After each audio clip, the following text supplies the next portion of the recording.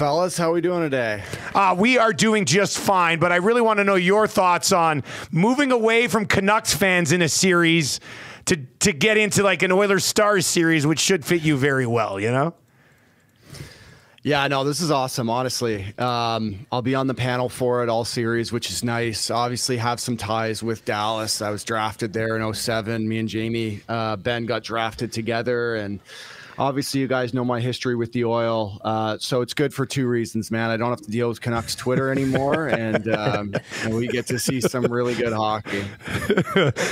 We don't even have to waste any more time on Canucks Twitter. I mean, that's the main reason. Thank God that series is over. As for this series against the Dallas Stars, you know, depending on where you look, I think most people are on Dallas here, but it is quite something to view Connor McDavid and Leon Draisaitl on a team that's been the best in the National Hockey League since their coaching change to be an underdog heading into a series. What do you think that does for the group's mindset, if anything? Wow, good question. I mean, it's probably the first time they've gone in kind of being dogs. I still don't consider them being dogs. Listen, Dallas is a really good hockey team. They got four lines that roll. They got some defensemen who can produce and skate, a heck of a goaltender. They're extremely well coached, but this is a good matchup for Dallas, man. Or for Edmonton. Like they seem to have the tendency to step up their level to the opponent that they're playing at, and vice versa, play down to the level of the team that they're playing at. So I think, you know, people are making that comparison. Well, if they play the way that they did versus Vancouver, Dallas is going to stomp them. Like, they will up their game, and I think they have the speed that can match Dallas, not match, but even exceed Dallas. And I think it's kind of like that them against the, I don't want to say the world or the league, but that's crazy that you said 16 of 21 analysts are going to Dallas, because I think this is a good matchup for the Oil. Luke, when you talk about the Stars, the big D is depth. I mean, that's what everybody, you mentioned the Stars and it's depth. That's kind of one of the first words on most people's lips. How do the Oilers counter this, and how would you go about setting that bottom six for Edmonton? I know reports of Henrique, the high ankle sprain. We might see him early in this series. Corey Perry, does he draw back in for you? How would you end up drawing up this bottom six for this series against the Stars? So I think this depth kind of question and conversation almost answers the question before you came on, before I came on, Dusty, in the sense of what's going to win this series is whose third and fourth lines are going to be better, who's going to outplay the other. And I think that's got to be a huge key for Edmonton. I look at their third line with Foegele and McLeod, and you know what, whether it's Derek Ryan or Corey Perry, like, they got to get going. They got to get going. I know they started playing better towards the end of the Vancouver series, but got to see some production. I like that fourth line the way it is right now with Sammy and Janmark and Brownie. I wonder if we see, I feel like I'm the only guy in this corner, but I wonder if we see Gags at some point in this series. By this point, it might be too late to put him in. Joint leading scorer against the Stars this regular season, I think, with 2.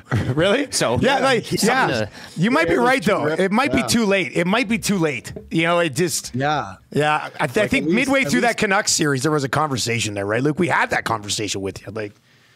Yeah, I could see Perry possibly getting in because he's already had some gameplay, but the pace is going to be crazy to step right in there and try and contribute. But I look at those third and fourth lines, especially a guy like Ryan McLeod who can skate with Dallas, being a huge key.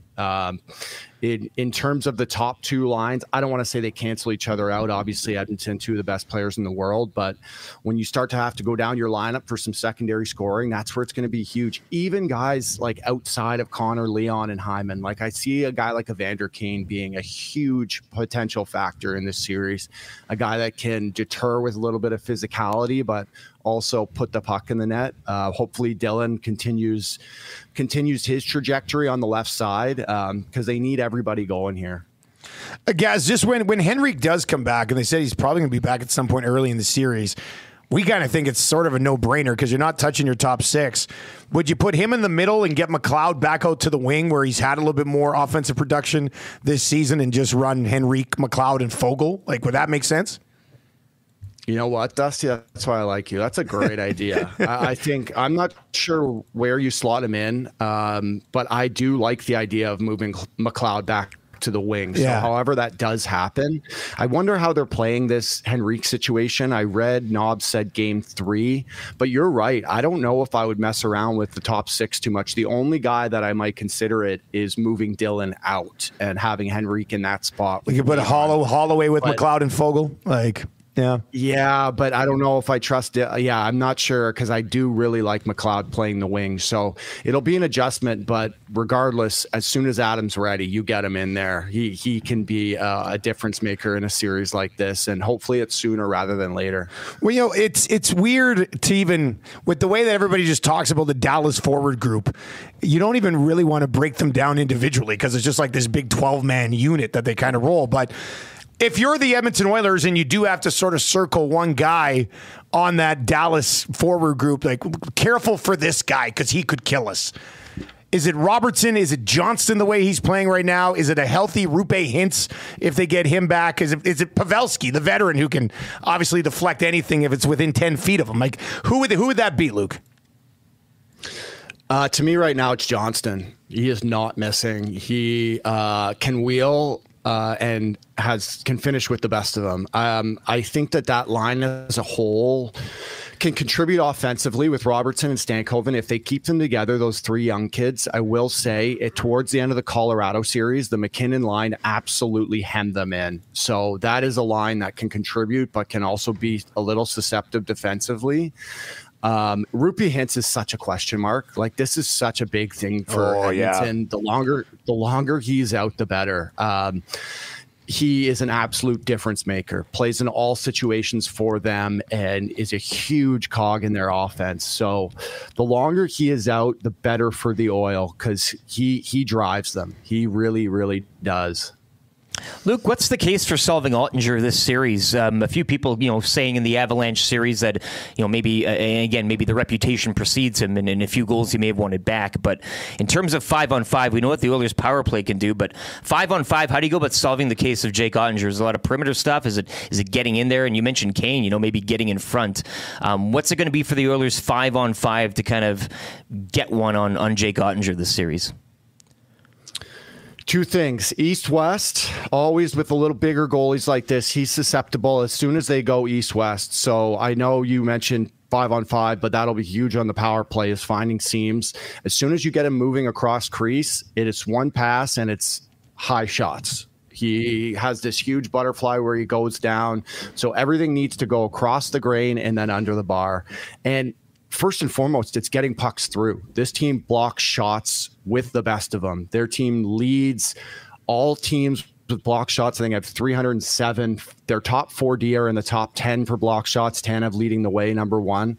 So first and foremost, it's just getting pucks through. Like, they have a tendency to block everything. They are just running in lanes. That's how Hintz got hurt, was blocking a one-timer. So they put themselves in lanes all over the D zone, and firstly is getting shots through. That has to be a huge key to their game plan, is at least finding ways to get shots on net, because they don't let a lot get to Oettinger. So a lot of east-west, high shots, and getting them through is keys for me. Luke Gazdic with us here on the Nielsen Show, brought to you by Pro-Am Sports. Look, we've hit on a number of different angles in this series, but maybe we missed the most important one. Does this just come down to Stuart Skinner? Like, what do they need from Skinner at minimum, do you think, to win this series? I don't think he has to be brilliant. I think the team in front of him is good enough to overcome non-brilliant goaltending, but he has to be better, I think, than what we've seen so far in the playoffs. So what is required between the pipes, do you think, Luke? Oh, man, you might have just mentioned it there. It's like, it's the minimum. Like, he just has to be good. Just give them a consistent effort. He doesn't have to be Bobrovsky last night, shutting them out. I mean, although that would be fantastic, but timely, opportunistic saves, especially early in the game. None of those early chintzy goals where the team starts to sag after that. It's making timely saves and just being there for the team. He doesn't have to go out of his way, but when it comes down to it for this team, their success starts and ends in net. And I have all the confidence and faith in Stu, but when it comes down to it, He's got to be the guy. He's got to be the guy here.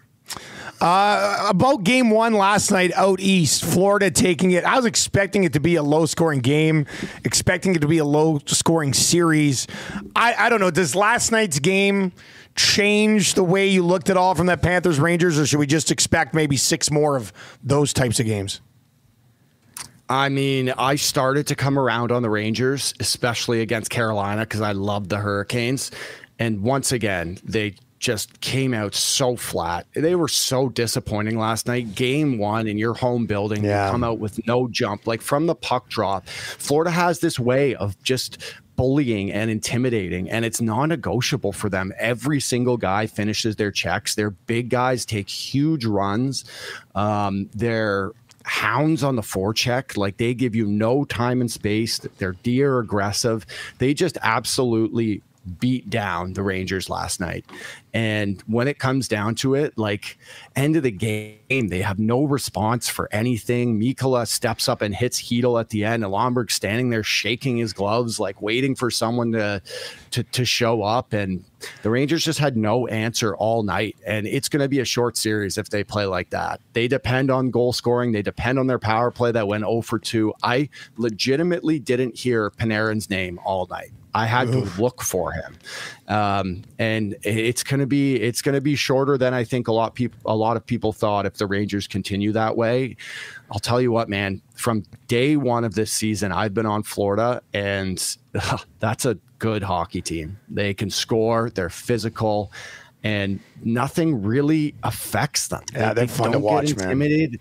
They don't get intimidated by the moment or the stage. They raise their level. It's like they just embrace it. And Matty Tkachuk leads the way in that category. That's a good hockey team, fun to watch, and the Rangers are in for one here if they continue to play that the way they did last night. Luke, before we let you go, I just want your thoughts on Keefe landing in New Jersey. What do you think about that as a fit? Interesting, man. Yeah. I was talking to someone last night. I don't know. I only ever saw him obviously with the Leafs, and he was just so entrenched in that organization, starting with the Marlies and then coming up with that core. It's fascinating for me, the Devils team, because they need a good coach in the right time. They have the skill, they have the youth, and I mean, he's a good coach. He's probably, the right man for the job, less media scrutiny, but it's a fascinating situation. I did not see him ending up there. I thought they were going to go with someone a little more veteran. Not that Keith's not, but fascinating to see how that plays out and how the Devs play next year. As always, buddy, we appreciate it. Enjoy game one tonight. Continue to crush it on the panel, and we'll catch up next week. Awesome. Thanks, guys. There you go. That's Luke Gazdic, Sportsnet.